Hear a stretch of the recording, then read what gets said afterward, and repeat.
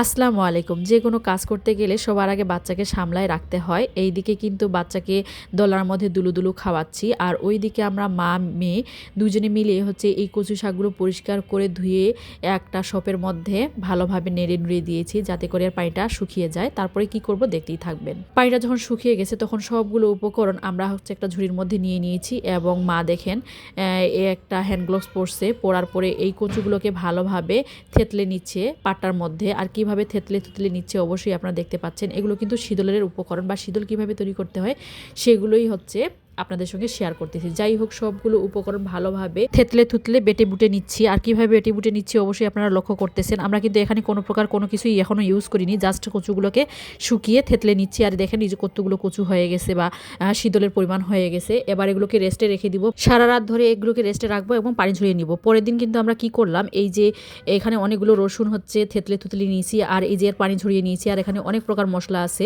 এগুলো সব ভাজা গুঁড়া করা মশলা। সবগুলো উপকরণ এখন শীতলের মধ্যে দিয়ে দিব। আর শীতল তৈরি করতে গেলে সবার আগে মশলা মশলি লাগবে এবং লাগবে রসুন এবং মশলা মশলিগুলো তো হয়ে গেছে। এবং শীতলের মেইন যেটা শুটকি, সেই শুটকিটা এখন আমি বাজার থেকে নিয়ে আসলাম এক্ষুনি।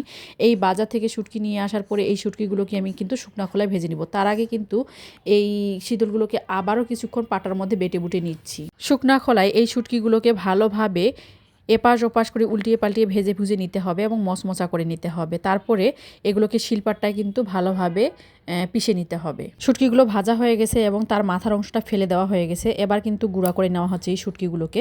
এবং কিভাবে গুঁড়া করে নিচ্ছি শিলপাটায় অবশ্যই আপনারা লক্ষ্য করতেছেন। আর দেখেন পাটাটা কিন্তু অনেকটাই শুকনা, সেই পাটায় কিন্তু বেটে বুটে নিচ্ছি। যাই হোক, এইদিকে কিন্তু মশলার উপকরণগুলো এবং শীতলগুলো সবগুলো উপকরণ এই শীতলের সঙ্গে মিক্স করতেছি এবার হাত দিয়ে। আর কীভাবে মিক্স করতেছি অবশ্যই আপনারা লক্ষ্য করতেছেন। এই শীতলের সঙ্গে যা যা উপকরণ মিক্স করছি অবশ্যই আপনাদেরকে বলে দিই। এখানে তো শুটকি আছে রসুন বাটা, জিরা, ধনিয়া, দারুচিনি, লবঙ্গ, গোলমরিচ, সাদা এলাচ, কালো এলাচ, এগুলো সব একসঙ্গে শুকনা খোলায় ভেজে গুঁড়া করে এই শীতলের সঙ্গে মিক্স করে নিলাম।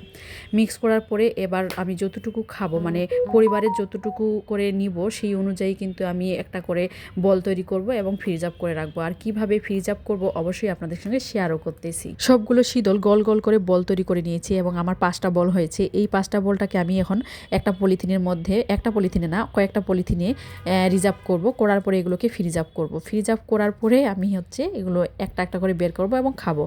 এখন আমি ফ্রিজটা খুলে দেখতেছি, আল্লাহ, আমার ফ্রিজের ড্রয়ারে মাত্র একটা মাছ আর কিছু লাহিড়ির অংশ, আর পুরা ফ্রিজ ফাঁকা। এই শীতলগুলো একটা একটা করে বের করব এবং খাবো। তো আজকের মতো বিদায় নিচ্ছি, দেখা হবে নেক্সট কোনো ভিডিওতে। তো সকলকে অনেক ধন্যবাদ জানিয়ে আজকের মতো বিদায় নিচ্ছি। আসসালামু আলাইকুম।